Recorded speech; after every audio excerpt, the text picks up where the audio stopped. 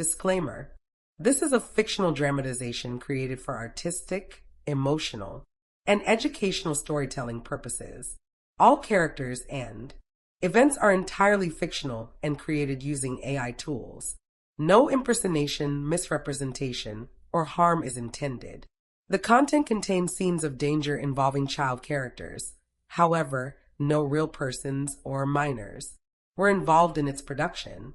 Grace's Love Stories produces scripted, AI-generated stories that promote, entertain, inspire kindness, and emotional connection.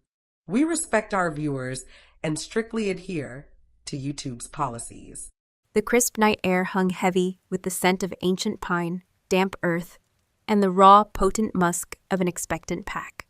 Moonlight, a cold, indifferent eye in the obsidian sky, spilled over the hallowed clearing, illuminating the hushed faces of the assembled wolves.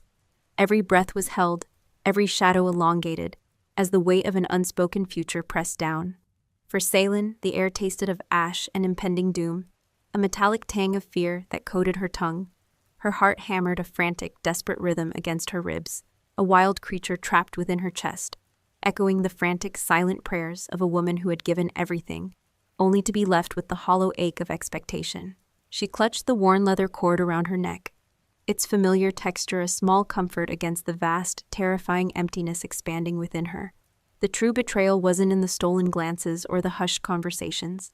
It was in the silence that had replaced their shared laughter, the space that had become a chasm. Tonight, she knew, that chasm would swallow her whole. Alpha King Rathan Morrow stood before his pack, a towering figure even in the distance, his broad shoulders squared against the glow of the ceremonial fires. His presence commanded attention, a magnetic pull that resonated deep in the bones of every shifter present. But to Salen, it was no longer the familiar, comforting hum of their shared bond. It was a dissonant chord, sharp and jarring, a betrayal that echoed through her very being. She remembered the warmth of his hand, the fierce protectiveness in his eyes when he'd first called her his, the undeniable truth of a connection that had felt as ancient and unyielding as the mountains surrounding their territory. He had asked for space, for time to bear the crushing weight of his crown, and she, in her boundless love, had granted it, stepping back, fading into the periphery, a silent guardian of his peace. She had convinced herself that love, true love, could weather any storm. That distance would only make their eventual reunion sweeter, their bond stronger. Foolish, naive Salen, she had mistaken absence for patience, and quiet solitude for enduring loyalty. The pack stirred, a low murmur rippling through the crowd, as Rathan raised a hand, silencing them instantly. His voice, when it came, was deep and resonant. A sound that once made her shiver with longing, now sent a different kind of tremor through her. "My loyal pack," he began, his gaze sweeping over the faces, passing over Salen as if she were a ghost. A wisp of smoke caught in the wind. The omission was a deliberate cut, a public statement of her irrelevance before the true pronouncement. Tonight, we honor tradition. Tonight, we look to the future, a future of strength, prosperity, and unbroken lineage. A collective sigh of anticipation went through the assembly. Salen's knuckles were white as she gripped the cord, the cheap leather digging into her skin, a physical manifestation of the invisible chains that bound her to this moment. Her heart pounded so hard she felt dizzy, a desperate tattoo against her ribs. This was it, the moment she had simultaneously dreaded and yearned for, a twisted hope that perhaps, against all evidence, he would still turn to her, acknowledge her, if only with a glance. The truth was a physical ache, a splinter lodged beneath her ribs, grinding against bone with every breath. He wouldn't. He couldn't.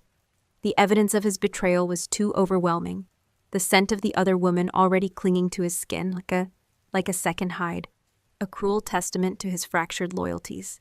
Then he moved, not towards her, not towards the quiet space she had meticulously guarded for him, but towards the edge of the clearing where a figure, cloaked in shadow until now, stepped into the firelight. A gasp, low and collective, erupted from the pack. The woman was stunning, her hair the color of midnight, eyes like polished obsidian, and a scent, sweet, cloying, utterly foreign, yet undeniably alluring. that now mingled with Rethan's own familiar musk. It clung to him, a new, unwelcome shroud, a declaration of conquest. Her name, Roas, echoed through the clearing, whispered in awe, in admiration, in hushed curiosity. Roas, from the powerful Northern Peaks pack, known for their fierce warriors and potent bloodlines. Roas. The name tasted bitter, like ash on Salen's tongue. She was everything Salen was not. Vibrant, commanding, her wolf practically vibrating beneath her skin. A restless, powerful force demanding attention. Salen, who felt barren, wolfless. An empty vessel compared to the incandescent presence beside the Alpha King. She watched, numb, as Rethan took Royce's hand, a tender gesture that tore at the fragile remnants of Salen's composure.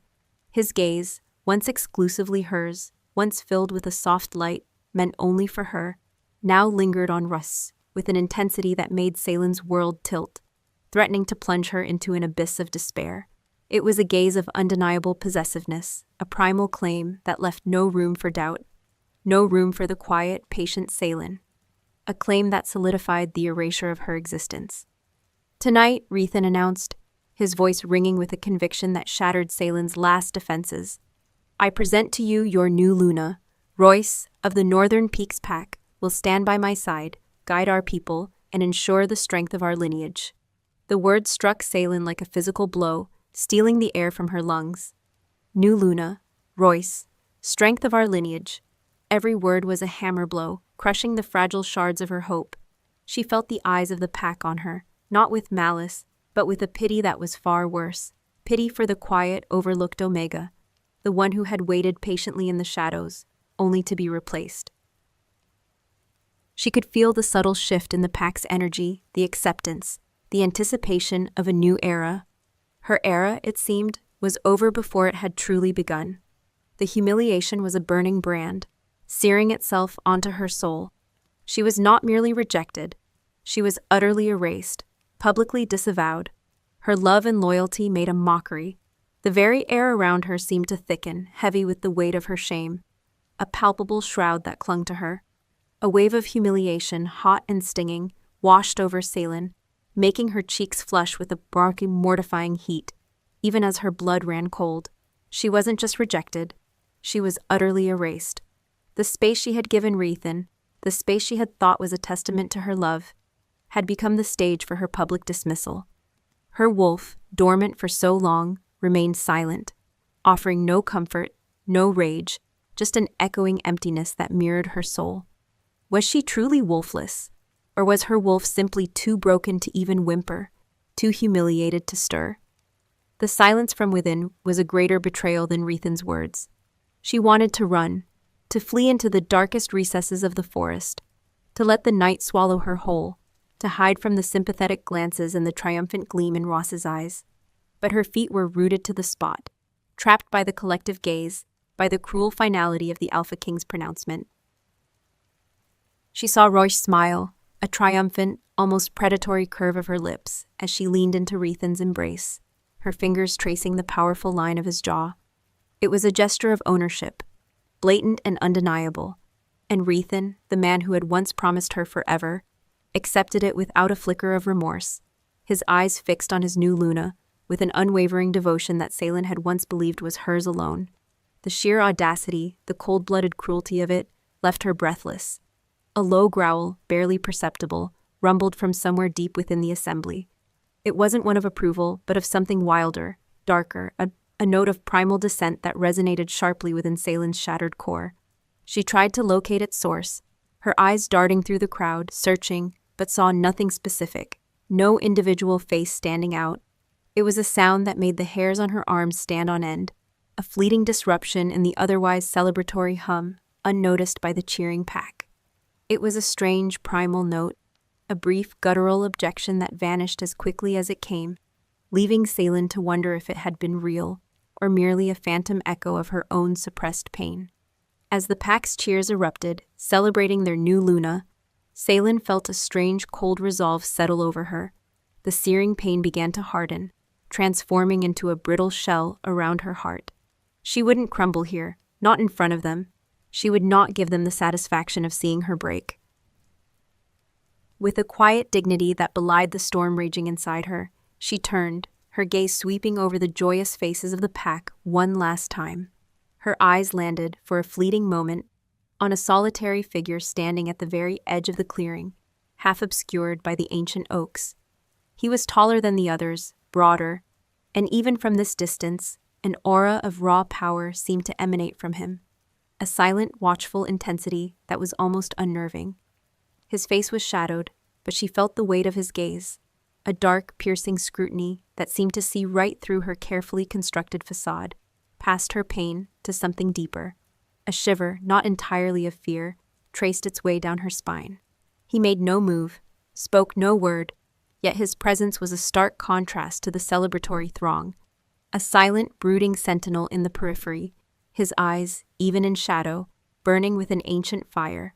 Then, as quickly as their eyes had met, he was gone, swallowed by the deeper shadows of the forest, leaving Salen with an unsettling sense of having been observed, truly seen, for the first time in years.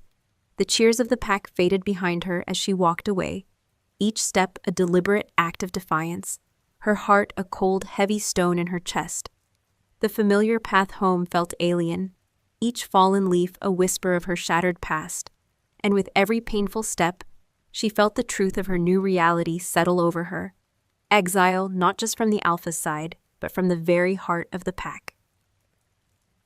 She was alone, utterly and irrevocably alone, and the forest, usually a comfort, now felt like a vast, indifferent maw waiting to consume her. But as she walked deeper into its embrace, a faint, almost imperceptible warmth sparked deep within her, a tiny ember of defiance refusing to be extinguished. What was the sensation? A ghost of her wolf stirring, or something entirely new, something dangerous and untamed? The answer, she knew, lay hidden in the predatory gaze that had briefly met hers, and the path she was now forced to walk, away from everything she had ever known, into a future she could not fathom. The moon, now high above, seemed to mock her, yet its cold light also promised a wild, untamed freedom, a call to a destiny far removed from the confines of her broken past. The chill of the forest night seeped into Salen's small, secluded cottage, a cold embrace that mirrored the desolation in her soul. The familiar walls, once a sanctuary, filled with the phantom scent of Wraithen and the quiet hum of anticipated futures, now felt like a tomb. Each object, a hand-carved wooden bird he'd given her, the worn blanket they'd shared by the hearth, was a sharpened splinter, digging deeper into the gaping wound of her heart. The silence was deafening, a stark contrast to the distant, celebratory howls that still echoed from the clearing, a morbid symphony of her undoing. She slid down the rough-hewn door, her knees weak, the raw edges of her humiliation flaying her. She had been a fool, a quiet shadow waiting for a light that would never return, sacrificing her own essence for a bond that had proven as fragile as frosted glass. The world, once vibrant with the promise of a shared future, was now a desolate wasteland, and she, a solitary figure, abandoned within it. She curled into herself, shivering not just from the cold, but from the visceral understanding that her life, as she knew it, was irrevocably over. Wraithen had not just taken another Luna. He had stripped Salen of her identity, her purpose, her very place within the pack. As an Omega unmated and now publicly rejected by the Alpha King, she was little more than an outcast, a burden, a ghost haunting the edges of a territory that no longer welcomed her. The whispers about her wolflessness, her barrenness, would no longer be just whispers. They would be shouts, justifications for her dismissal, her supposed lack of a wolf. A cruel twist of fate that had plagued her since her first shift now felt like a curse, confirming her unworthiness. Where was the fierce beast within, the primal core that should have roared in defiance, in pain? Only silence, a profound, terrifying emptiness. Yet a faint memory persisted from the clearing, that fleeting warmth, that spark deep within her, a sensation she hadn't felt in years. If ever, it was quickly overshadowed by the crushing weight of her despair, but it lingered, a tiny, defiant ember in the ruins of her spirit. And then, the memory of that solitary figure, half hidden by the ancient oaks, his gaze like a brand, searing through her carefully constructed composure. His presence had been unsettling, powerful, almost predatory. Yet for a split second, she had felt seen, truly seen. The thought was a strange anomaly in her grief, a curious deviation she couldn't quite reconcile. Who was he? Why had his dark gaze felt like a touch, a fleeting connection in a moment of utter isolation? The first rays of dawn, pale and hesitant, crept through the small window, illuminating the dust motes dancing in the cold air. Ceylin had not slept. Her eyes burned, her body ached, but her mind was a frantic kaleidoscope of shattered memories and chilling predictions. She knew she couldn't stay in this cottage, not truly. It was within Packlands, and her presence would be a constant, uncomfortable reminder of Rethan's broken vow. She had to leave, to disappear, but where could an Omega, a supposedly wolfless one, go? The wild lands beyond the territory were harsh, unforgiving, teeming with dangers that even a strong wolf would hesitate to face alone. For her, it felt like a death sentence. A faint scent, foreign yet compelling, drifted through the cracks in her door. Not Rethan's, certainly not Royce's cloying sweetness. This was deeper, wilder, a scent of ancient forests, of raw, untamed power, mingled with something metallic, like old blood, and a faint, almost imperceptible whisper of smoke. It was the scent of the man from the clearing, she realized with a jolt. A primal recognition that prickled her skin. It was strong, too strong for him to be merely passing by. He was close. The thought was both terrifying and strangely exhilarating, an unexpected jolt of adrenaline cutting through the fog of her sorrow. Driven by a desperate need for fresh air, for anything to break the suffocating silence of her grief, Ceylin pushed herself up. Her legs felt like lead, but she forced herself to move, to perform the mundane tasks that anchored her to reality. She fetched water from the well, the cold bucket heavy in her hands, the familiar routine a dull balm. As she walked, her senses, usually dulled by her lack of an active wolf, seemed to sharpen. Every rustle of leaves, every snap of a twig, sent a jolt through her. She was being watched. The conviction was absolute, not paranoia, but a deep, instinctual knowing that made her hair stand on end. She could feel the subtle shift in the pack's attitude already. As she passed a few other shifters on her way back to the cottage, their eyes darted away, their greetings curt, almost dismissive. The pity she had felt last night had curdled into awkward avoidance. She was an embarrassment, a living testament to their Alpha King's ruthlessness. No one offered help. No one met her gaze for more than a fleeting, uncomfortable second. She was already in exile, even within the supposed safety of the pack. Returning to her cottage, Ceylin found a small, freshly killed rabbit laid neatly on her doorstep. Her breath hitched. It was a clean kill, almost surgically precise, no obvious marks of a struggle. Hunters often left prey for the elderly or infirm, but this felt different. It was too pristine, too deliberate. The rabbit's fur was still warm, a faint pulse of life clinging to it. And clinging to the fur, barely noticeable, was that same wild, smoky scent, undeniably the mysterious Alpha's. Her hand trembled as she picked it up, her fingers brushing against the soft fur. It was an offering, a warning, a silent declaration. She didn't know, but a shiver, a strange blend of fear and a bewildering sense of being cared for, traced its way down her spine. No one in the pack would leave her such a gift now. This was from him. That night, unable to eat, unable to rest, Ceylin found herself drawn to the edge of the forbidden forest. The ancient trees loomed, their branches like skeletal fingers, against the bruised purple of the twilight sky. Beyond the marked territory, legends spoke of rogue shifters, of ancient curses, of places where the veil between worlds thinned. It was dangerous, forbidden, especially for one as vulnerable as her. Yet a pull, a strange, almost magnetic force, urged her forward. It wasn't despair, not entirely. It was a burgeoning curiosity, a flicker of defiance, an urgent need to escape the suffocating walls of her humiliation. She walked deeper into the woods, the familiar paths giving way to untrodden ground, the sounds of the distant pack fading into an eerie silence. The air grew colder, heavier, charged with an ancient energy. The trees here were older, their roots gnarled and thick, stretching like grasping claws across the forest floor. Moonlight struggled to penetrate the dense canopy, casting the woods in deep, shifting shadows. The further she went, the stronger that peculiar, wild scent became, the smoky tang laced with something else now, something primal and deeply masculine, a scent that resonated with a forgotten part of her, stirring that faint warmth again, this time with a more insistent thrum. It was almost as if the forest itself was calling to her, or rather, he was. She stopped, her senses stretched taut, every nerve ending tingling. The air vibrated with a silent tension. She knew she shouldn't be here. This was not her place, not the safe, familiar woods of her childhood. This was the wild, a place of tooth and claw, where unmated omegas did not survive. Yet she felt a strange sense of belonging, a raw, untamed comfort in the silence.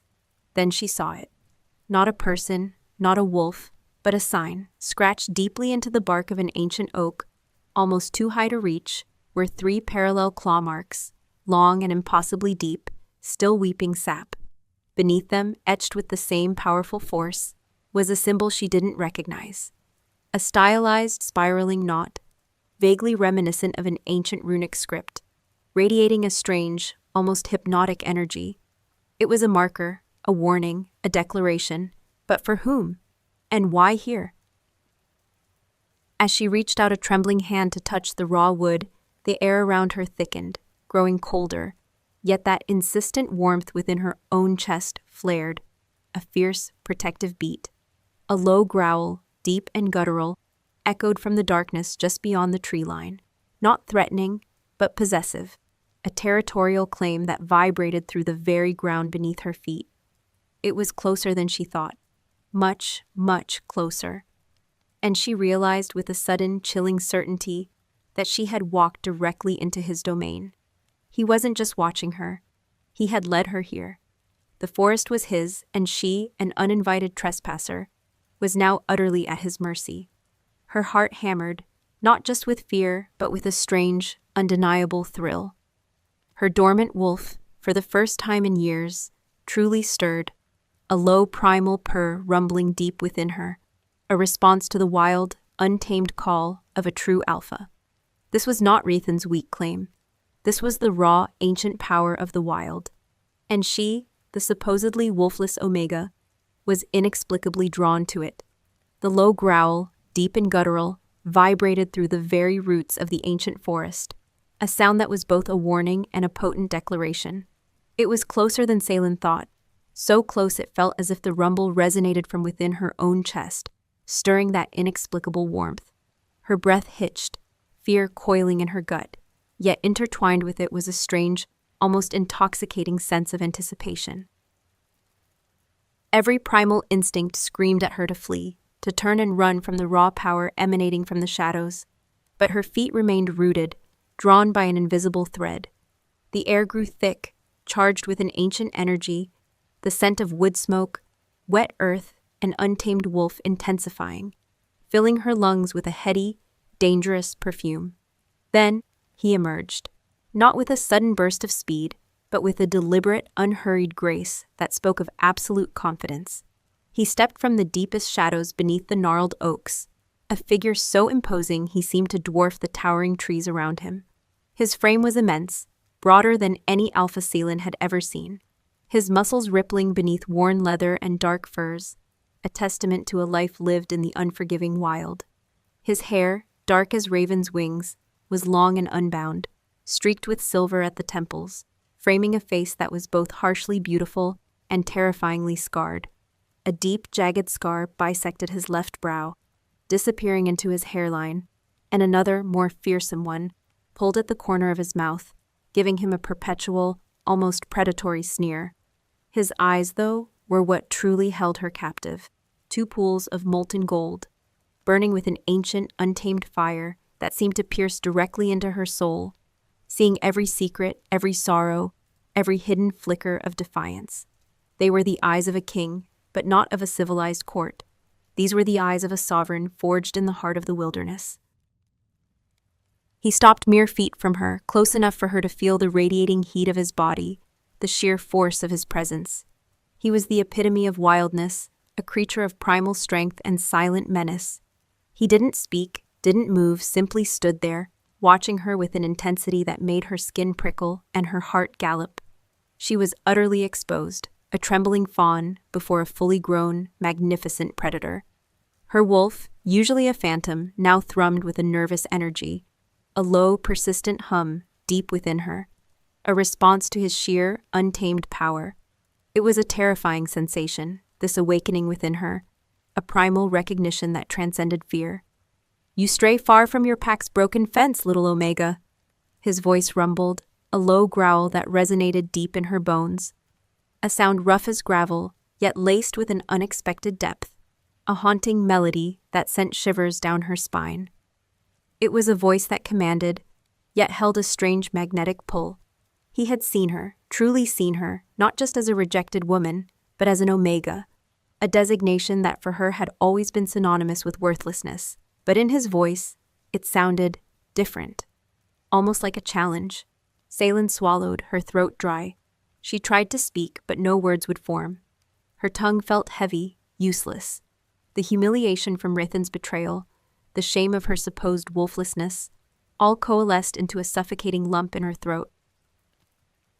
She, who had no wolf to speak for her, could not even find her human voice. He took another slow step forward, his golden eyes never leaving hers, and Salen instinctively flinched, a small, involuntary movement of retreat. He noticed a fleeting flicker of something unreadable in his gaze. "Afraid, little one?" he mused, his voice carrying a hint of dark amusement. "Good. Fear keeps the weak alive. But you are not so weak, are you? Not truly." He reached out a hand, massive and scarred, his fingers long and calloused, yet surprisingly gentle, as they brushed a stray strand of hair from her face. The touch sent an electric current through her, a jolt that went straight to her core, igniting that ember within her chest into a sudden, consuming blaze. It was terrifying, exhilarating, a primal connection that bypassed all logic, all reason. Her entire body trembled, not just from fear, but from the sheer force of the connection. The scent of him enveloped her then. Raw earth, ancient forest, and a smoky hint of something wild and dangerous. A scent that now mingled with a faint, almost imperceptible undertone of old blood and loneliness. It was a scent that marked him as an outcast, a king who ruled over his own desolate domain. "You carry the mark of a queen," he murmured, his thumb tracing a phantom line across her forehead, the very spot where Luna's binding mark would normally appear. His gaze intensified, delving deeper, as if searching for something hidden within her. A hidden one, buried beneath the dust of neglect. Salen stared at him, bewildered. A queen? She was a discarded Omega, stripped of any claim, any future. What was he talking about? I have no mark," she whispered, her voice barely audible, raw and shaky. "I have no wolf. I am nothing." The words were bitter, a lifetime of self-loathing bubbling to the surface. He let out a low, disarming chuckle, a sound that held no humor, only a deep, resonant rumble that shook the air. "Nothing, no, little one. You are merely unawakened, unclaimed by the foolish, unseeing eyes of those who prefer gilded cages to true power." His golden eyes flared, a fierce, protective light igniting within them. "But the wild sees differently." He moved his hand from her face, letting it hover just above her chest, directly over her heart. She could feel the heat radiating from his palm, a potent warmth that seemed to seep into her very core. And then, for the first time in years, she felt it distinctly, a pulse, a faint thrumming from deep within her, a response to his proximity, his touch, his ancient power. It was her wolf, stirring, waking from its long slumber, not with a roar, but with a tentative, curious stretch. A gasp escaped her lips, a sound of pure shock and dawning wonder. "You feel it, don't you?" he murmured, his voice softer now, almost tender, yet still laced with that underlying current of primal command. The echo of what they tried to suppress. The wild heart they claimed was barren. His gaze hardened, turning from her to look back towards the distant lights of Rethan's pack territory. A flicker of something dark, dangerous crossed his face, a shadow of ancient grievances, of battles fought and lost, or perhaps of battles yet to come. "They called you wolfless, barren, cast you aside for a lesser claim, but the forest doesn't lie. The earth doesn't forget its true children. He paused, his eyes sweeping over her form, lingering on the subtle tremble of her hands, the rapid pulse at her throat. "My name is Volkov," he stated, his voice now crisp, definitive, a name that felt as ancient and elemental as the forest itself. "And this is my domain, a place where the true wolves still run, where claims are forged in blood and loyalty, not whispered lies and convenient betrayals." He took another step, closing the remaining distance between them, until his towering form overshadowed hers completely. The sheer masculine power of him was overwhelming, intoxicating. His scent, once just a distant wildness, now wrapped around her, claiming her senses, mingling with her own fading fear, replacing it with a strange, fierce belonging. "You wandered into my woods, Salen, knowing the dangers, knowing you were alone." Why, his voice was a soft challenge, demanding an honest answer, piercing through the layers of her self-deception. I had nowhere else to go," she finally managed, her voice still shaky, but imbued with a new, quiet strength she didn't know she possessed. They cast me out. Rathan. He broke his vow and I couldn't stay." The words tumbled out, raw and painful, a confession laid bare before this formidable stranger. Volkov's golden eyes narrowed, a cold fury flickering in their depths as she spoke Rethan's name. It was clear he knew of the Alpha King, and their histories, whatever they were not amicable. "A broken vow," he repeated, the words laced with a venomous disdain. "A weakness of character. A king who cannot hold his own is no king at all." His gaze returned to her, softening slightly, but still burning with an intense, assessing fire. "And you, little Omega, are no longer bound by his treachery. You are free." He took her hand, his thumb tracing the delicate bones of her wrist, and the warmth within her flared even brighter, spreading through her veins like liquid fire. It wasn't just physical heat. It was an emotional resonance, a feeling of being truly recognized, truly claimed, in a way Rethan never had, even in their most intimate moments. This was a primal connection, undeniable, visceral, a tethering of two lost souls on the edge of the wild. "The forest has always provided sanctuary for the wronged," Volkov murmured, his voice a low, hypnotic rasp that seemed to echo from the very heart of the ancient trees. "But sanctuary comes with a price. And a choice."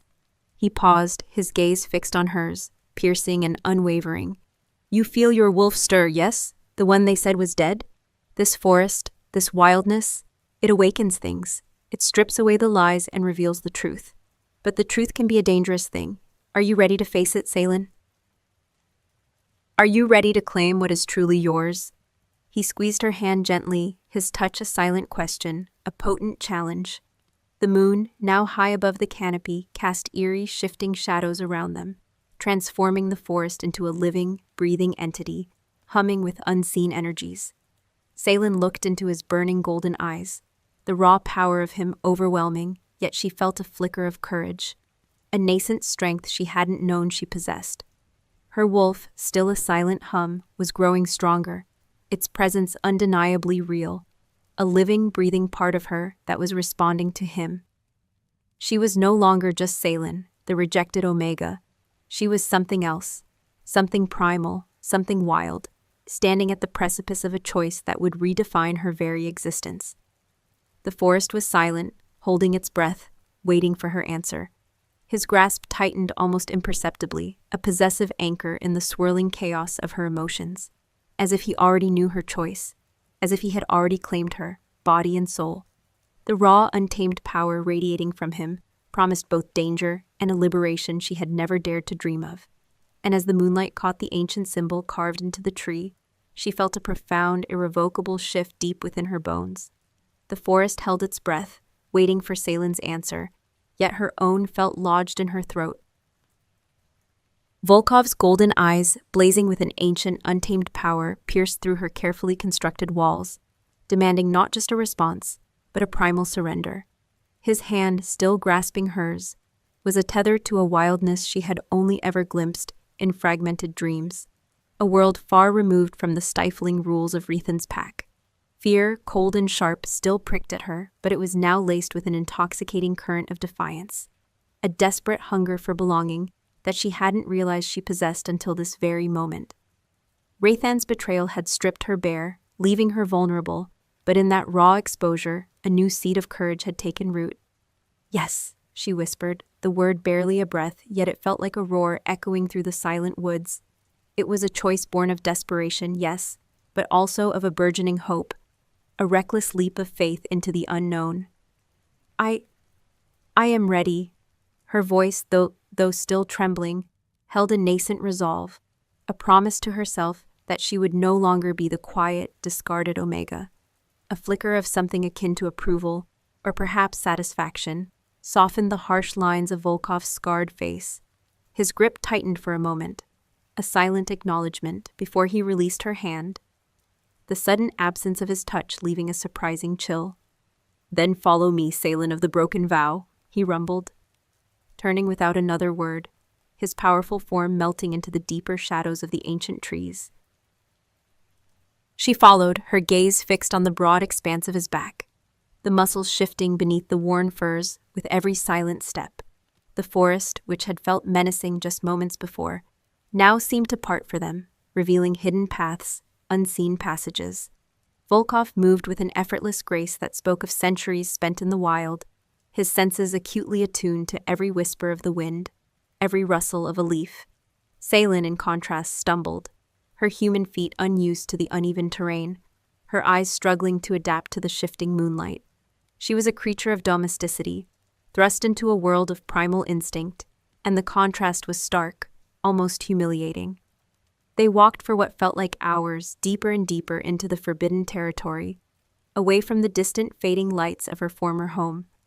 The air grew colder, the scent of damp earth and ancient pine more pervasive, mingling with Volkov's distinctive wild musk. Her legs ached, her lungs burned, but she pushed through, fueled by a stubborn refusal to fall behind, to prove herself unworthy of his, whatever this was, his reluctant sanctuary. Finally, they reached a clearing far more secluded than the ceremonial grounds of Rathan's pack. Here, the trees formed a natural amphitheater around a massive gnarled oak, its branches reaching like skeletal arms towards the sky. Before it, nestled into a natural rock formation, was a cave, its entrance partially obscured by hanging vines and dense undergrowth. It was not a grand dwelling, but it exuded a raw, ancient power, a sense of being deeply connected to the earth. A faint wisp of smoke curled from a hidden vent above, hinting at a hearth within. "This is my den," Volkov stated, his voice devoid of pride, yet laced with an undeniable sense of ownership. He gestured towards the cave entrance. "Your new sanctuary, for now." Salen hesitated at the threshold, a tremor running through her. It was dark, primal, a stark contrast to her cozy, if now desolate, cottage. But the warmth from the hidden fire within was inviting, and the thought of shelter, of rest, outweighed her apprehension. She stepped inside, her senses immediately assaulted by the rich scent of wood smoke, old stone, and Volkov's pervasive, masculine musk. The cave was surprisingly spacious, with a rough-hewn central fire pit, where embers still glowed, casting flickering shadows across the walls. Animal furs, thick and luxurious, served as bedding on a raised stone ledge, and various hunting implements hung from pegs. It was a dwelling of pure utility, of survival, yet it held an austere beauty. Volkov moved to the fire, stoking it to life with practiced ease, the crackle and pop of the flames a welcome sound in the silence.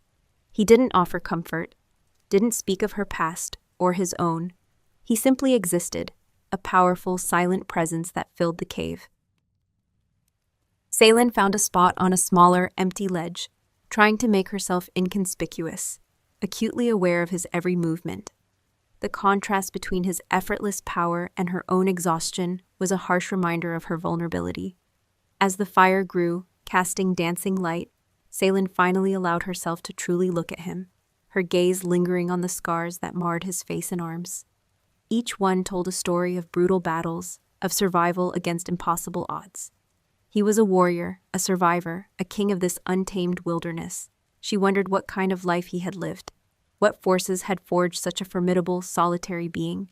And why did he choose to live alone, away from any pack? The question hung in the air, unspoken but heavy between them. A sudden rumble from her stomach broke the silence, a mortifying sound that made her cheeks flush. Volkov turned, a faint, almost imperceptible curve of his scarred lips. "Hungry, little Omega?" he asked, his golden eyes glinting in the firelight.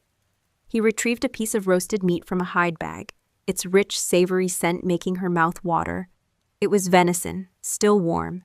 He tore a generous portion with his bare hands, his movements economic and powerful, and offered it to her. "Here," he rumbled, holding it out. "Eat. You'll need your strength." Salen took the meat, her fingers brushing his, and again that electric current shot through her, igniting the dormant wolf within. It was a simple act, a primal gesture of provision, yet it resonated deeply, a stark contrast to Rathan's grand, empty promises. Rathan had offered her a crown.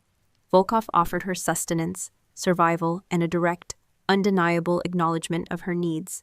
She ate, tearing at the meat with a hunger she hadn't realized she possessed, the wild taste a revelation on her tongue. It was the most satisfying meal she had eaten in years. Later, as the fire settled into a comforting glow, Salen sat by its warmth, feeling the exhaustion finally begin to claim her.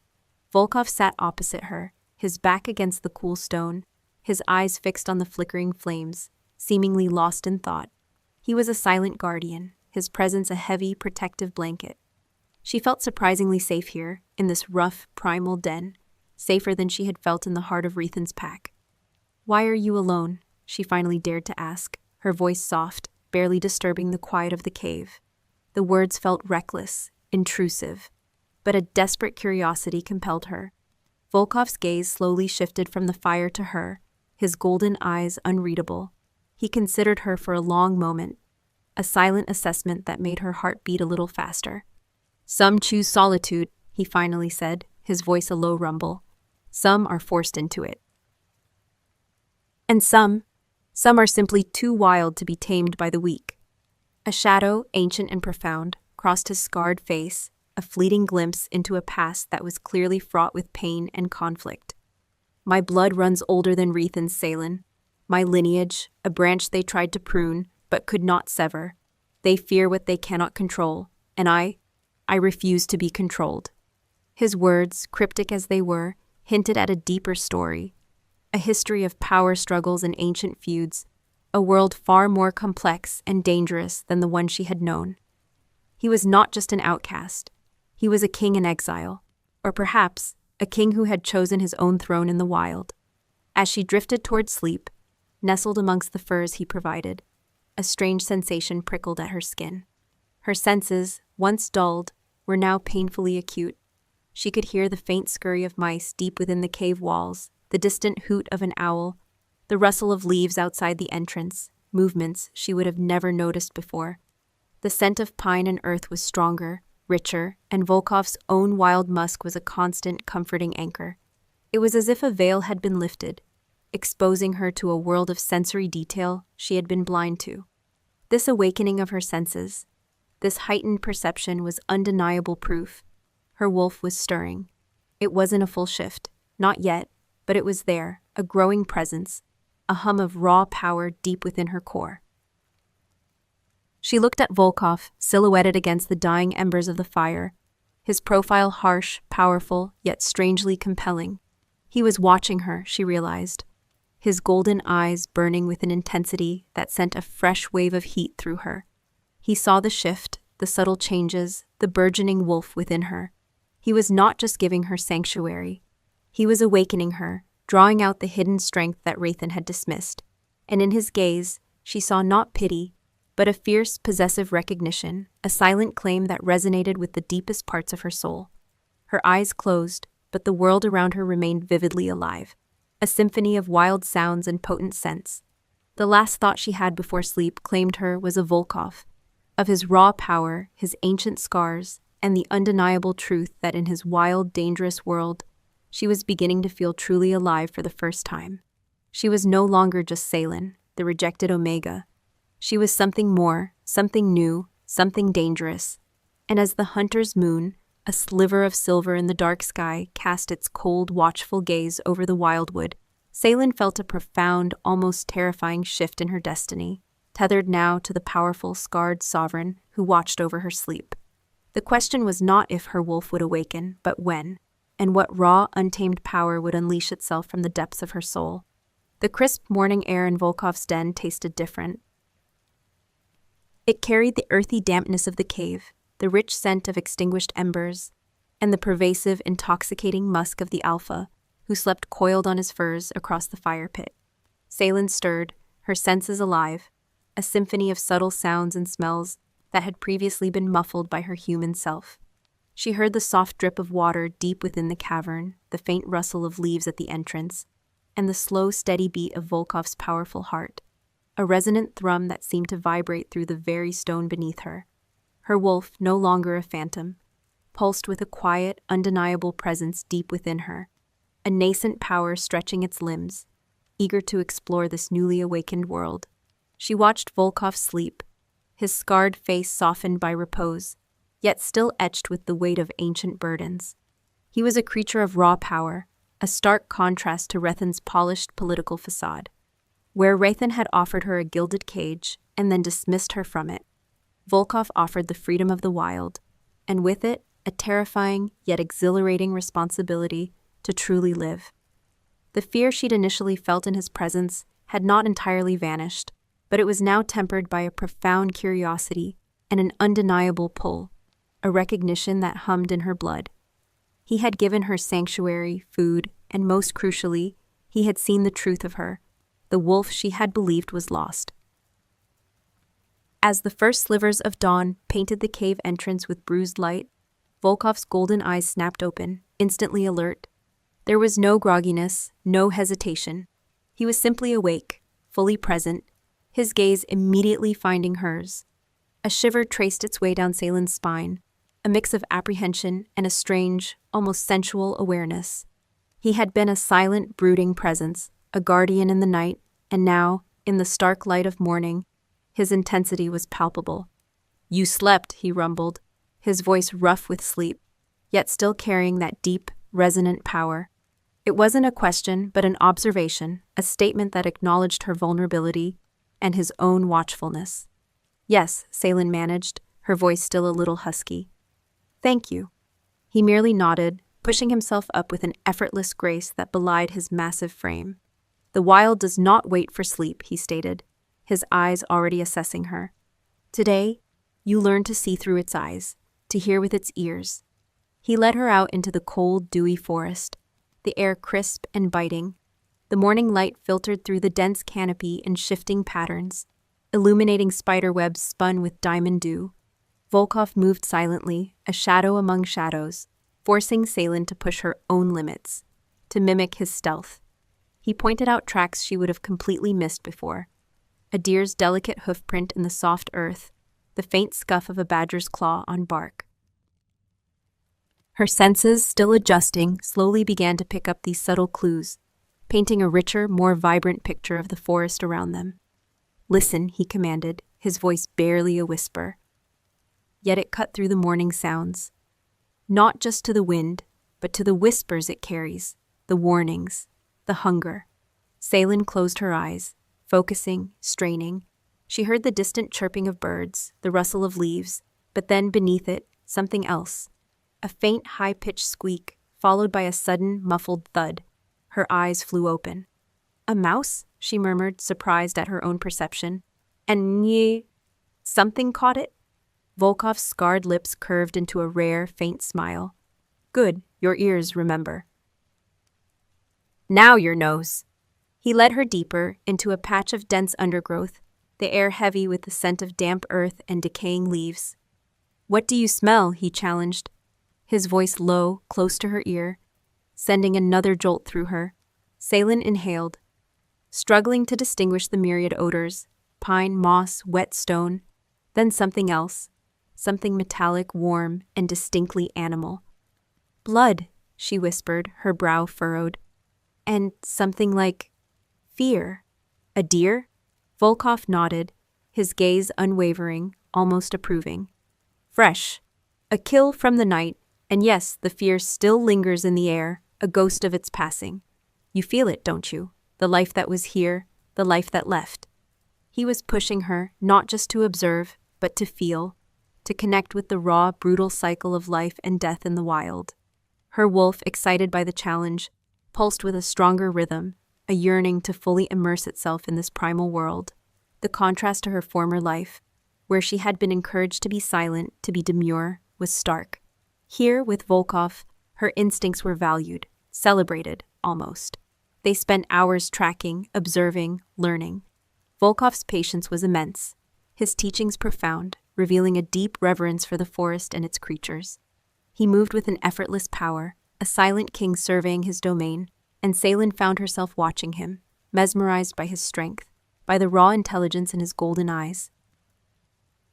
He was not just a powerful alpha, he was a sage, a conduit to the ancient wisdom of the wild. As the sun began its descent, casting long golden shadows through the trees, they came across a small, clear stream. Volkov knelt, cupping the water in his hands, his gaze fixed on the reflection.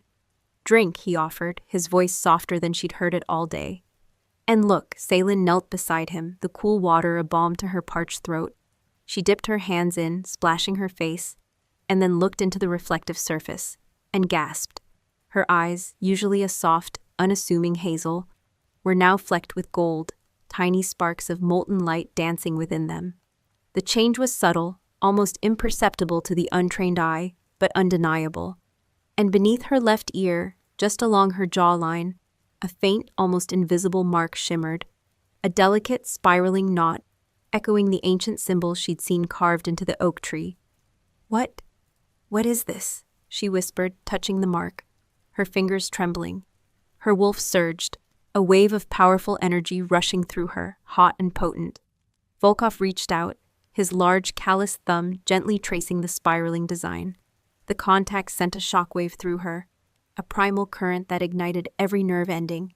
His touch was both possessive and reverent, a claim without words. "The mark of the wild," he rumbled, his voice a deep, resonant hum that seemed to bypass her ears and speak directly to her soul. "The awakening, your wolf, Salen. It remembers its true nature."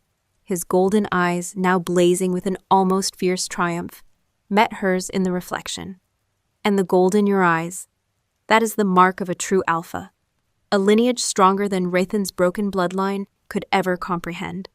You are not barren, little Omega. You are fertile with raw power, a queen, not of men, but of the untamed spirit."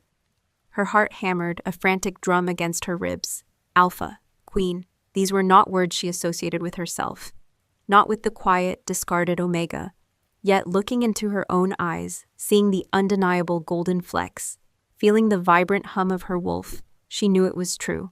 Something profound was shifting within her, a metamorphosis unfolding under Volkov's watchful, commanding gaze. He continued to trace the mark, his touch possessive, undeniable. "This mark, it will draw attention, not just from me, but from others who feel the pull of true power, and it will draw the ire of those who fear it." His voice hardened, a dangerous edge entering his tone. "Rathan's pack will sense this shift in the forest. They will know something powerful is stirring, and they will seek to control it or destroy it." He lifted her chin, his gaze intense, piercing, seeing into the very depths of her soul. "You are no longer an Omega, Salen. You are a nascent alpha, a true wolf awakened. And with that awakening comes a choice, to hide, to flee, to allow them to extinguish this fire within you, or to claim it. To fight for it, to embrace the wild queen you were always meant to be." His thumb, still resting on her jawline, moved slightly, brushing over the newly visible mark. A sudden, overwhelming surge of heat flared through her, a primal recognition, and she felt a deep, undeniable connection to him, to the raw power he embodied. It wasn't just physical attraction, it was a soul-deep resonance, a bond forming in the wild, forged in the fires of awakening. Then he leaned closer, his scent enveloping her, intoxicating and dangerous. His breath ghosted across her lips, warm and potent. "But know this," he murmured, his voice a low primal growl that sent shivers of both fear and desire through her. "The moment you truly claim it, truly embrace your wolf, you will be mine to protect, mine to guide, mine to keep." his golden eyes locked onto hers, burning with an unspoken promise, a possessive declaration that left no room for doubt. The forest around them seemed to hold its breath, every sound muted, every shadow still. He was not asking, he was claiming, and in that moment, beneath the awakening mark and the gaze of the scarred sovereign, Salen felt an undeniable pull toward the wild, a fierce, desperate yearning to surrender to his primal claim, to the destiny he offered. Just as his lips were about to meet hers, a sudden sharp snap of a twig echoed from the deeper shadows of the forest, too deliberate to be an animal, too close to be ignored. Volkov's head snapped up, his golden eyes hardening, blazing with a dangerous fury. He pushed Salen gently but firmly behind him, his body a shield, his gaze piercing the darkening woods. Someone was watching, someone had followed them, and Volkov's protective stance, the barely suppressed growl vibrating in his chest, promised a brutal defense of his newly found charge. The sharp snap of the twig tore through the twilight quiet, an unnatural sound in the ancient hush of the forest. Volkov's head snapped up, his golden eyes blazing, instantly transforming from intense desire to lethal alertness.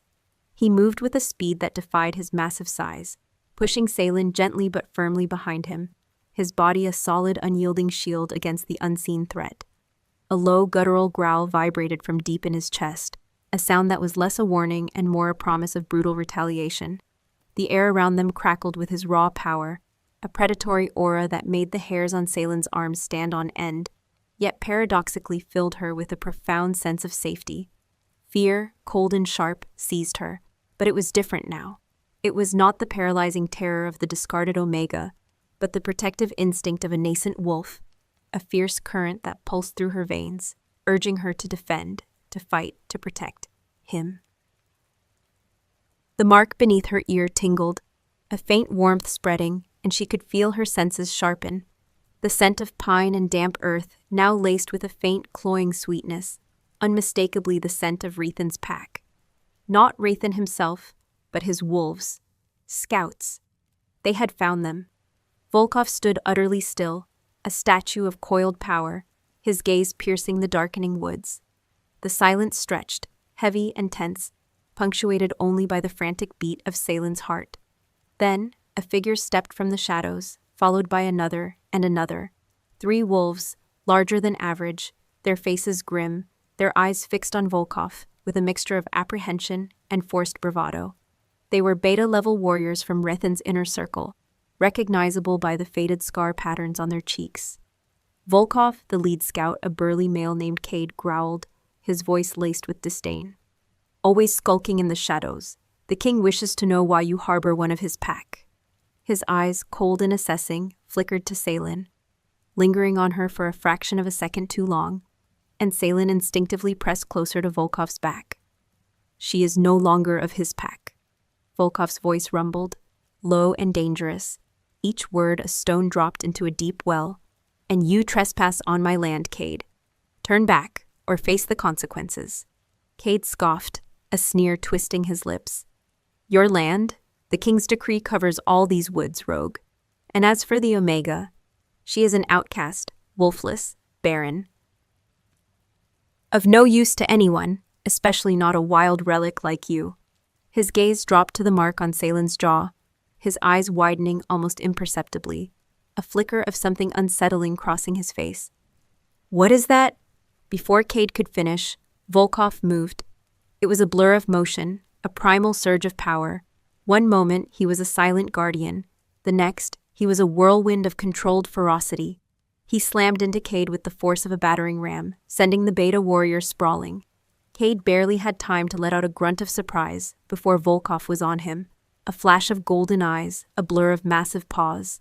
There was no shift, no full transformation, but the raw power of his wolf was unmistakable, flowing through his human form, making him an unstoppable force. The other 2 scouts, momentarily stunned, recovered quickly, circling, trying to flank him. But Volkov was too fast, too skilled, too utterly dominant.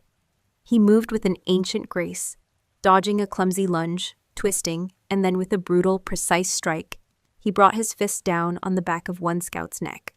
The wolf crumpled, unconscious, a heap on the forest floor. The third scout, eyes wide with terror, hesitated, clearly outmatched. Volkov stood over Cade, his foot planted on the beta's chest, his golden eyes burning with a cold, merciless fury. Cade gasped for air, his face pale, his bravado utterly shattered.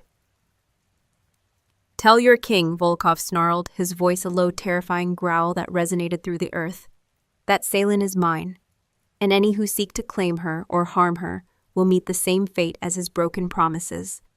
This is my territory, and she is my charge." He pressed his foot down, not hard enough to kill, but hard enough to make Cade whimper, a sound of pure submission. Then, with a final contemptuous look, Volkov lifted his foot, and Cade scrambled backwards, clutching his ribs, his eyes darting to his unconscious comrade. The third scout, seeing his chance, grabbed the fallen beta and, with a terrified glance at Volkov, dragged him into the shadows, disappearing as quickly as they had arrived. The forest settled back into an eerie silence, broken only by Volkov's heavy breathing and Salen's ragged gasps. She watched him, utterly captivated, her heart hammering. He was magnificent, terrifying, a force of nature. Rathan, with his political maneuvering and carefully cultivated image, seemed small, pathetic, in comparison to Volkov's raw, untamed power. This was a true alpha, one who claimed through strength and ferocity, not through hollow titles and broken vows. He turned to her, his golden eyes still burning with the afterglow of battle, yet softening as they met hers. "Are you harmed?" he asked, his voice rough but laced with a surprising tenderness. He reached out, his large hand gently cupping her jaw, his thumb brushing over the newly awakened mark. The contact sent a jolt of warmth through her, a comforting anchor in the aftermath of the adrenaline. Salen shook her head, still breathless. "No, I'm fine, but what was that?" she whispered, gesturing vaguely toward the shadows where the scouts had vanished. "Why did they come here?" Volkov's jaw tightened, a hard line etched into his scarred face. Rathan is not a fool, merely arrogant. He would have sensed the shift in the forest, the ripple of awakening power. He would know something has changed, and he fears what he cannot control. He sent them to investigate, to remind me of his dominion, and perhaps to gauge your worthlessness. A mistake, it seems. A dark, dangerous glint entered his eyes. He underestimated you. He underestimated us. He pulled her closer, his arms wrapping around her, drawing her against his powerful chest. The scent of him, wild earth, ancient forest, and the lingering tang of his adrenaline enveloped her, a potent, intoxicating blend that made her head spin. His heartbeat, strong and steady, pulsed against her ear, a comforting rhythm that calmed the frantic beat of her own.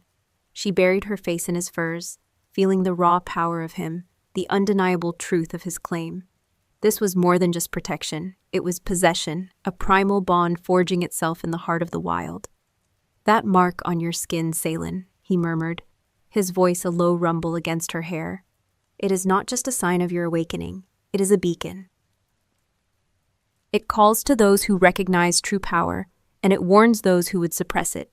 Rathan will not be the last to seek you out, but they will learn, as Cade learned, that you are under my protection, under my claim."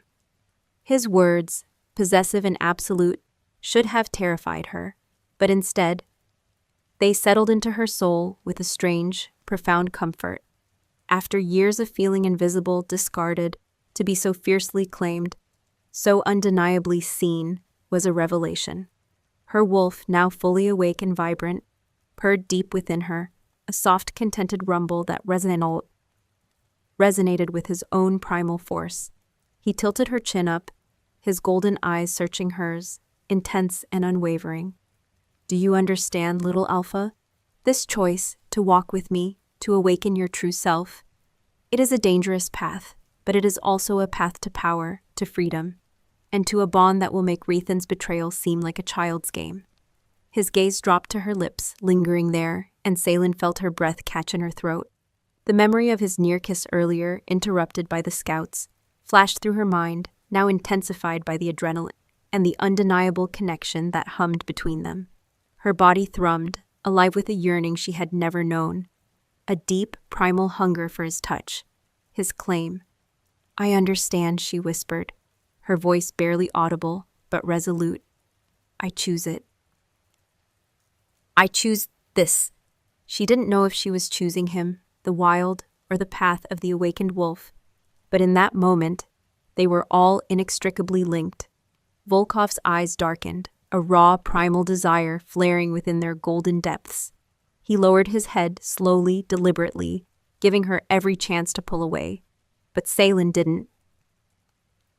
She leaned into him, her fingers curling into the furs on his chest, her eyes closing as his lips, firm and warm, finally met hers. The kiss was everything she hadn't known she needed. It was wild, fierce, claiming, yet held an underlying tenderness that brought tears to her eyes. It was a kiss of ancient bonds, of awakened power, of two lost souls finding their anchor in the wilderness. His scent enveloped her, intoxicating, dangerous, and utterly right. It was not the gentle caress of a lover. It was the raw, untamed embrace of an alpha claiming his mate, marking her as his own, body and soul. The mark beneath her ear burned, a sweet, fierce fire, and she felt a profound, irrevocable shift deep within her. The world spun, then settled, perfectly aligned, as if this was the destiny she had always been meant for. As their lips parted, his gaze remained locked on hers, burning with a fierce, possessive triumph. Mine, he murmured, his voice thick with raw emotion, his thumb tracing the newly awakened mark on her jaw. You are truly mine, Salen, and now the true battle begins. He stepped back, a new resolve in his eyes, a glint of steel that promised retribution. Wraithen's scouts saw your mark. They will report it. He will know, and he will come. But this time, he will face a true alpha. And a queen who has found her roar. The full moon, now a brilliant orb in the black sky, seemed to swell, pouring its ancient light over them. A silent witness to the primal claim and the inevitable storm that was brewing on the horizon. The taste of Volkov's kiss lingered on Salen's lips, a potent blend of wildness and ancient promise, yet it was swiftly overshadowed by the metallic tang of fear and the acrid scent of adrenaline. Wraithen's scouts had vanished into the shadows, but their presence was a stark warning, a harbinger of the storm to come. The mark beneath Salen's ear throbbed, a living, burning brand, echoing the frantic beat of her heart. She was no longer merely the rejected Omega.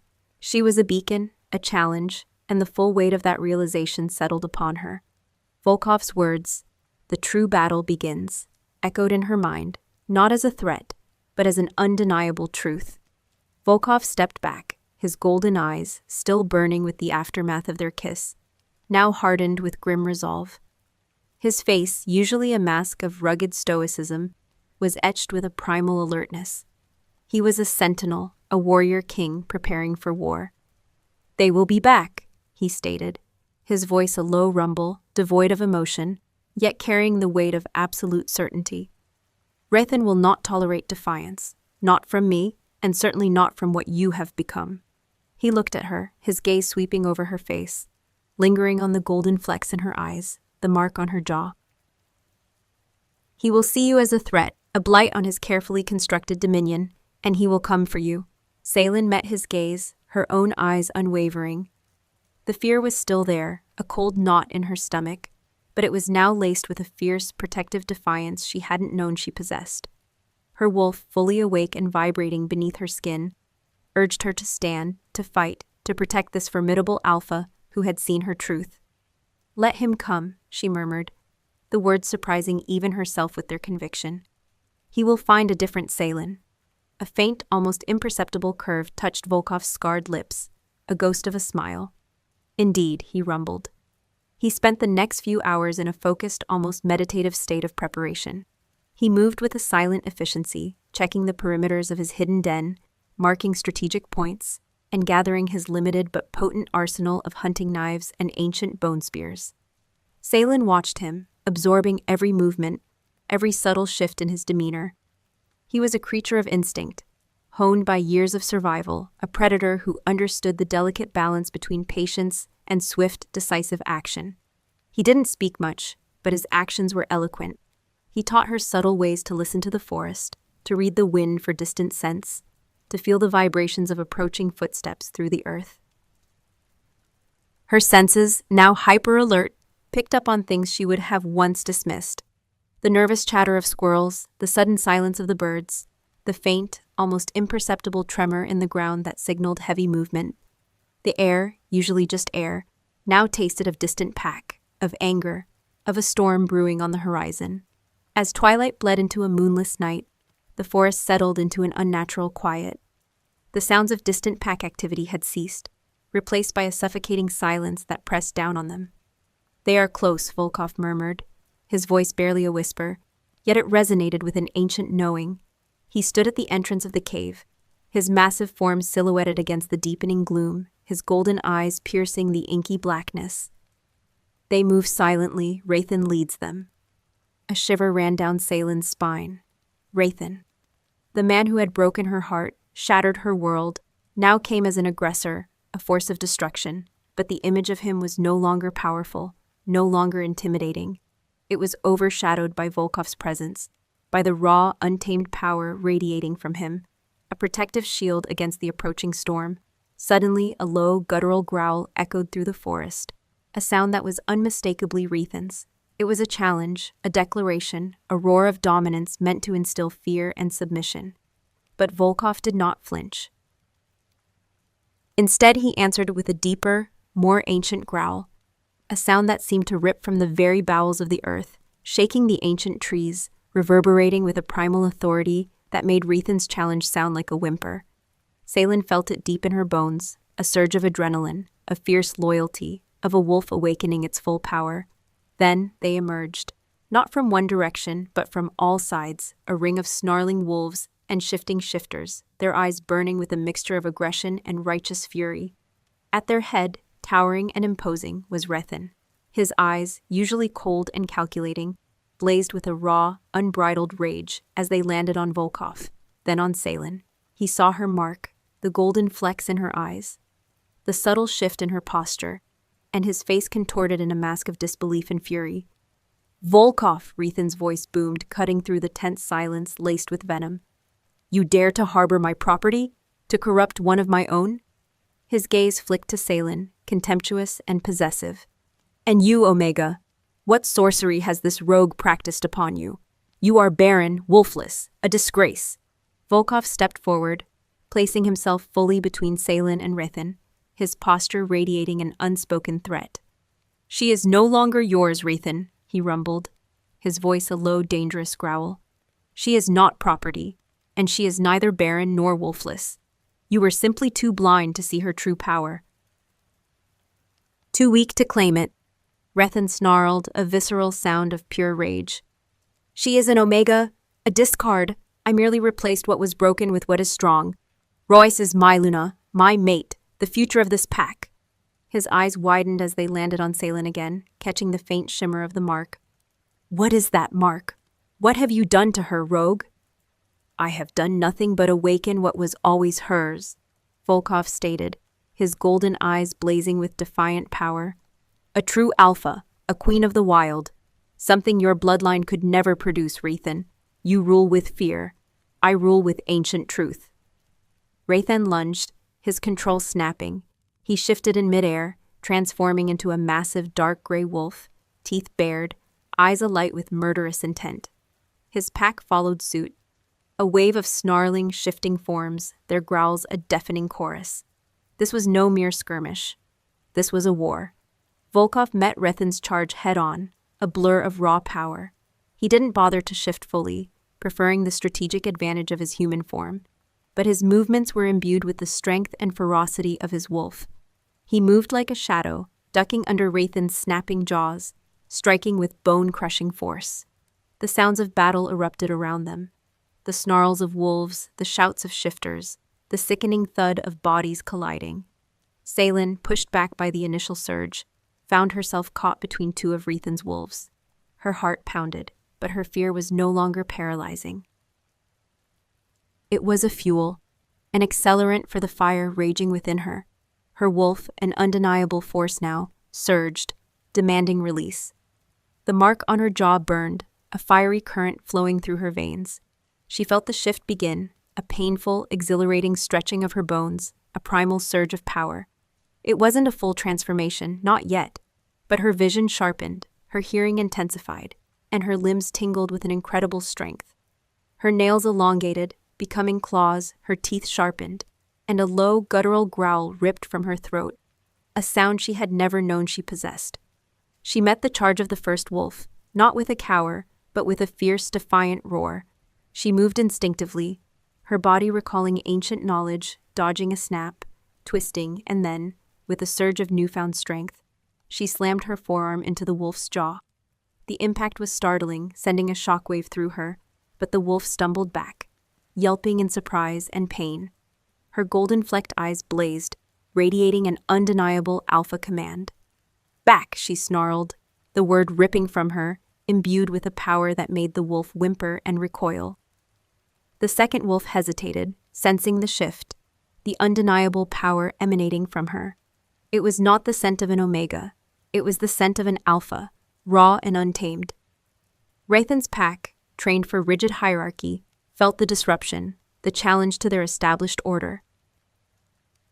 Salen looked towards Volkov, who was locked in a brutal dance with Rathan, a whirlwind of teeth and claws and powerful blows. Rathan, in his fully shifted form, was massive, but Volkov, in his human form, was faster, more cunning, his strikes precise and devastating. He fought with the ferocity of a king, defending his territory, his queen. Then she saw it. Royce, standing at the edge of the clearing, surrounded by a few guards, her face a mask of furious disbelief, her eyes fixed on Salen. She raised a hand, a silent command, and two more wolves broke from the main battle, heading directly for Salen, their intent clear: eliminate the threat. Salen's blood ran cold, but the fear was quickly replaced by a white-hot rage. They would not take her. They would not silence her. Her wolf roared, a primal force demanding release. She met the charge of the first wolf, her body moving with a speed and agility she had never known. She ducked, spun, and with a guttural cry, she unleashed a wave of raw, untamed power. It wasn't a physical attack, but an invisible force, a pure alpha command, a shockwave of intent that slammed into the approaching wolves, sending them tumbling back, disoriented and whimpering. Her eyes, now fully golden, locked onto Royce's. "You thought me broken," Salen snarled, her voice imbued with a primal power that seemed to vibrate through the very ground. "You thought me a replacement for the queen you stole? You were wrong. I am the true queen. And this is my claim." As she spoke, the mark on her jaw pulsed with a blinding golden light, radiating outwards, engulfing her in a shimmering aura. Her wolf, fully awake, fully present, surged, and for a fleeting moment, Salen felt the full, exhilarating power of her transformation. She was not just human, not just wolf. She was something more, something ancient and powerful, a true alpha. The battle paused, every eye, even Rathan's, turning to Salen. The raw, untamed power emanating from her was undeniable, a force that demanded reverence, submission. Rathan, momentarily distracted, faltered, and Volkov seized the opportunity. With a powerful roar, he delivered a crushing blow that sent Rathan sprawling, shifting back to his human form with a pained grunt. Rathan lay on the ground, defeated, his wolf whimpering, his dominance shattered. Silence descended, heavy and absolute. Volkov stood over Rathan, his golden eyes blazing with triumph, but also with something colder, something that promised a reckoning. The remaining pack members, their aggression replaced by stunned awe and fear, slowly shifted back to human form, their eyes darting between their defeated Alpha King and the radiant figure of Salen, shimmering with newfound power. Volkov turned to Salen, his gaze softening, a deep, profound pride filling his golden eyes. He walked towards her, his powerful frame radiating a silent strength, and took her hand. The moment their skin met, the golden aura around Salen faded, the mark on her jaw settling into a soft, steady glow. She was still Salen, but irrevocably changed. Rathan pushed himself up, his face contorted in a mask of defeat and seething hatred. His eyes, still blazing with a dangerous fury, landed on Salen, then on Volkov's intertwined hand with hers. "This isn't over, rogue," he spat, his voice hoarse, raw with defeat. "You may have stolen my Luna, but you cannot steal my crown, and you, Omega. You will never rule. This power you possess, it will consume you. It will be your undoing. The wild always devours its own." He stared at Volkov, a dark, knowing glint in his eyes. "And you, Volkov, you think you've won? You forget the price of ancient blood. The whispers, they've already begun. Your past will claim you, and your new queen will watch you fall." With a final venomous glare, Rathan turned and, with the remnants of his shattered pack, retreated into the darkness of the forest, leaving behind a silence thick with the echoes of his chilling prophecy and the unsettling truth that their victory might just be the beginning of a far greater, more ancient war. The silence that followed Rathan's retreat was not the oppressive quiet of fear, but the deep, resonant peace of an ancient forest reclaiming its dominion after a brutal storm. The scent of blood and fear slowly dissipated, replaced by the crisp, clean tang of pine and damp earth, mingled with the potent, comforting musk of Volkov. Salen stood amidst the lingering shadows of the battle, her heart still thrumming with the raw power of her awakened wolf, the mark beneath her ear radiating a steady, warm glow. Rathan's chilling prophecy, "Your past will claim you, and your new queen will watch you fall," echoed, a dark counterpoint to their hard-won victory, yet it lacked the sting of true malice. It felt like the desperate gasp of a defeated king, clinging to a power that had already slipped from his grasp. Volkov turned to her, his golden eyes, once blazing with battle fury, now softened into pools of profound tenderness. He reached for her, his large, scarred hands cupping her face, his thumbs gently tracing the line of her jaw, the faint pulse of the awakening mark. "My queen," he murmured, his voice a low, reverent rumble, devoid of the roughness she had first heard. It was a sound of absolute devotion, of a fierce, protective love that resonated through every fiber of her being. Salen leaned into his touch, her own hands rising to grip his powerful forearms. The connection between them was no longer nascent. It was a fully formed, unbreakable bond, forged in fire and defiance. She could feel his strength, his ancient wisdom, his quiet, unwavering loyalty, not just to her, but to the wild spirit they both embodied. Her wolf, now fully integrated, purred deep within her, a contented rumble that answered his own primal hum. In the days that followed, the true meaning of Rathan's words and Volkov's hidden past slowly unfurled. Volkov, it turned out, was not merely a rogue, but the last living descendant of the ancient High Kings, a lineage that predated Rathan's by centuries. His family had been guardians of the true wild, their power drawn not from political alliances, but from an intrinsic bond with the earth and its creatures. Rathan's ancestors, ambitious and cunning, had usurped the throne generations ago, rebranding the wild ways as savage and dangerous, driving Volkov's line into exile, into the deepest, most forbidden parts of the forest. The scars on Volkov's face and body were not just from random skirmishes. They were the legacy of a brutal, lifelong battle against those who sought to extinguish his line, to erase the very memory of the true kings.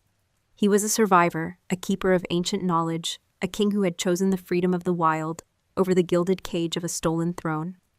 "They called me rogue, cursed," Volkov explained one evening, as they sat by the fire in his den, the embers casting dancing shadows on his scarred face. His eyes, fixed on the flames, held a distant, ancient pain. "They feared my blood, the whispers of my true claim. They wanted me to fall, to be consumed by the wild they condemned. But the wild, it nourished me. It taught me patience. It taught me strength." He turned to Salen, his golden eyes filled with a fierce tenderness. "And it led me to you, my unawakened queen, the one they dismissed, because they could not see the crown you carried within." Salen, no longer the timid Omega, listened with a deep understanding. Her own journey, from humiliation to awakening, mirrored his in a profound way. They were both outcasts, both survivors, both reclaimed by the very wildness that others feared. Her mark, now a permanent, shimmering spiral beneath her ear, was a constant reminder of her true nature, a source of unwavering strength. Her golden-flecked eyes, once a subtle change, now gleamed with the undeniable authority of an alpha, the raw wisdom of a queen. Their den, once a solitary refuge, slowly began to transform. The forest, having witnessed their triumph, seemed to hum with new life. Animals, once wary, now approached with a curious boldness, sensing the benevolent power emanating from Volkov and Salen. And then, a few days after Rethan's defeat, the first of the lost and disillusioned arrived. Shifters who had felt the stifling weight of Rathan's rigid rule, Omegas who had been scorned, Betas who yearned for a truer, more primal connection to their wolves. They came, drawn by the whispers of a new kind of alpha, a true alpha who valued strength, not just in tooth and claw, but in spirit and loyalty. They did not form a traditional pack, not in the way Rathan's territory operated. Volkov and Salen ruled not with fear, but with wisdom, guidance, and a deep reverence for the wild. They taught the newcomers to hunt, to track, to listen to the ancient rhythms of the forest. Salen, in particular, blossomed into her role as Luna, her empathy and quiet strength balancing Volkov's raw power. She learned to shift fully, her wolf a magnificent silver-gray creature, silent and swift, its golden eyes mirroring her human form. Her shifts were no longer painful, but exhilarating, a seamless merging with her primal self. The bond between Volkov and Salen deepened with every passing day, a profound, soul-deep intimacy that transcended words. Their nights were filled with the primal comfort of shared furs, the raw passion of two wolves finally finding their true mate. Their love was fierce, untamed, built on mutual respect and an undeniable, ancient connection that resonated through their very beings. He was her anchor, her guide, her king of the wild. She was his queen, his solace, the one who had awakened his hope after centuries of solitary struggle. Rathan's prophecy, "Your past will claim you," proved to be true, but not in the way he intended. Volkov's past, his ancient lineage, did claim him, not as a curse, but as a rightful inheritance.